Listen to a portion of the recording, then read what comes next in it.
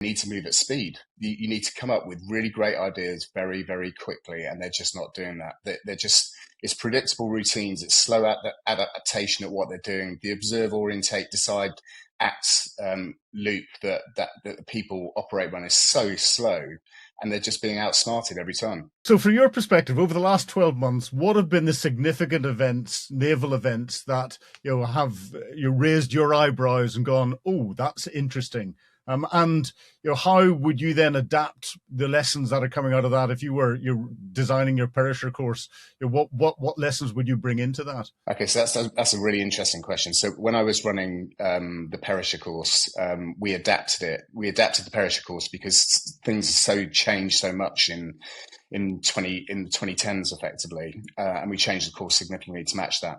But it didn't change the underlying requirements that you needed. It's all about leadership and decision making, and making the right decisions in a really, really complex environment. But now, over the last year, I think the complexity of everything is got more significant, and therefore more difficult to decide with loads more data. And that for me is a really big thing. I think the premise of overrating your enemy, that's one thing that I recognize from what Ukraine has done against the Russians in the Black Sea, and then undervaluing the intelligence that comes from any event that happens. I mean, when the Moskva was sank, and I know this months and months ago, that would have just been, I mean, the shock of that was absolutely incredible. And I always used to say, if that happened in the West and we lost one ship, it wouldn't be like the Falklands War. We'd actually probably stop at that point and go, we can't carry on with this loss and the loss of people that go with it. What are we going to do? But the Russians kept on going, and that showed me the one thing that hasn't changed is how they value life, which they don't particularly, and they would just keep on driving through relentlessly until they beat you down effectively. And then, of course, Ukraine has just been incredible at the way that its forces have operated and been really agile at changing their tactics all the time. You don't know what they're going to do one day to the next, and that uncertainty needs to feed into any training that happens now. So are the Russians just effectively using the Black Sea Fleet as platforms to launch cruise missiles into Ukraine as part of their efforts to try and attack Ukrainian critical infrastructure? And from a perisher perspective, you've assessed naval commanders. Give us your scorecard for the Russians. Well, I think the scorecard's low actually, and the reality is that it's like the First World War, doing the same thing over and over again. Why would you do that and not learning the lessons and not iterating as fast as it needs to? I think my biggest critique of the Russian naval forces is not realizing that actually they need to move at speed. You need to come up with really great ideas very, very quickly, and they're just not doing that. They're just, it's predictable routines. It's slow adaptation at what they're doing. The observe, orientate, decide, act loop that the people operate on is so slow, and they're just being outsmarted every time. We've seen drone technology develop rapidly over the last 12 months. We've had the success from the uncrewed surface vessels, and then the uncrewed surface vessels had anti-aircraft missiles on them and have shot down at least a Russian helicopter, if not a Russian fast jet as well. We've now got the uncrewed subsurface vessels that are being used and have been used successfully.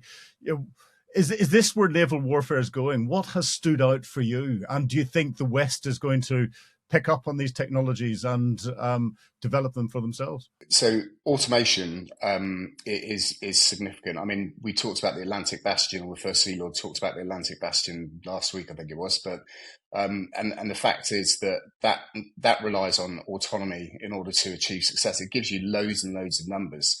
But my counter to this is, wherever autonomy is going against something that has people within it, the AI is going to struggle, because you can't anticipate everything that particular person is going to do. A Chinese submarine captain will operate differently to a US submarine captain, will operate differently to a UK submarine captain. I operated differently to my counter captain on HMS Talent. We were just very different in the way that we operated, because we have personalities and we have ways of doing it. And to gather all that data before you use your autonomous vessels is really, really difficult. I also think it changes the personal dynamic that goes with this. Warfare becomes almost playing Call of Duty. and it becomes more of a game than it does realizing that these are people's lives at risk when you exercise warfare. Is that a dangerous thing? Do you think that your warfare is moving in a direction, and your naval warfare where you've got your large groups of people on a vessel at sea, therefore you're going to get large numbers of casualties whenever things are attacked? Do you think this is taking warfare to a more horrible level than warfare already is at? I do, and I think when it's autonomy versus autonomous vehicles versus autonomous vehicles, there's sort of there's no people involved in that, crack on. But when it's autonomous vehicles versus vehicles with people in it, that's a real problem for me. And desensitization of warfare, the fact that taking life becomes really, really simple and feels like a game.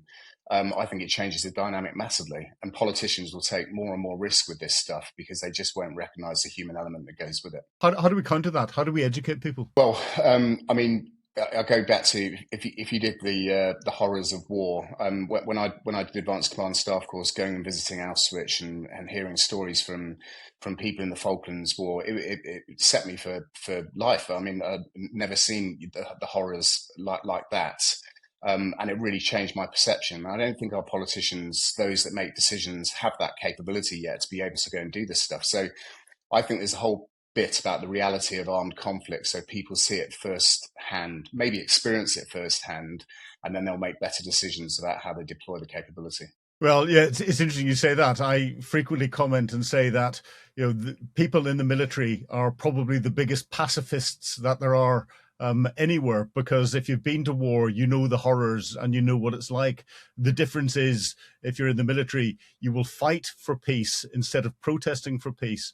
And when you're dealing with a bully, protesting and waving a flag in front of them tends not to stop the bully from going and bullying people. But it's interesting you say that. I remember the realities of war bits on Advanced Command and Staff College. I was in course number 1, and we had so John Peters came in, Andy Peters and John Nichols came in talking about their time in the Gulf War and getting shot down, and a few others, and that stuck with me. And when I put conferences together now on terrorism, I bring in the realities of terror, and get terror victims in. Where do you see things going in 2026 from a naval perspective? Well, I think it's going to be more depletion of the Russian force out there. I think it's going to deplete down to nothing, and I mean it's ineffectual as it is. If they destroy another couple of submarines, the job's done. There's no caliber capability, so they've removed that capability. I think the main focus though will be on this: can they reach do they reach a peace settlement that's acceptable? I mean, there's some political stuff that's got to happen. I think they were talking about Zelensky moving on and somebody else coming in, whether that changes the dynamic massively. But I think we shouldn't underestimate that Russia's not going to stop at this. Russia's going to fight to get its old front line back that it had before NATO took on some of the other nations, like Estonia, for example. And I genuinely think within their psyche is that they felt that was a massive threat to their borders, and therefore they'll do anything to get some of that land back. So do you think we're going to see more grey zone naval activity from the Russians, from their Baltic fleet, from the Northern Fleet, in around the Baltic Sea, Northern Fleet in around the coasts of the UK and Ireland and elsewhere, trying to influence our critical national infrastructure that's there? Define how influence would be, but we could debate on that separately. I do think so. So the Northern Fleet have been resurgent since 2008, and now they're a powerhouse in the Atlantic, which is where they wanted to be. That's got to be countered, and that's really difficult when the US is Pacific focused. And so NATO needs to step up and rapidly and prove that it's in control of all of this. So the First Sea Lord's made some great statements about what he wants to do, but I do worry massively that defence procurement can't move that quickly, and it needs to move really, really fast. And there are solutions out there, but you have to bypass the process, and I don't think the MOD will be ready to bypass that in order to bring on the capability. And then you have to develop the tactics and everything else that goes with it, and that takes time, and we don't have time.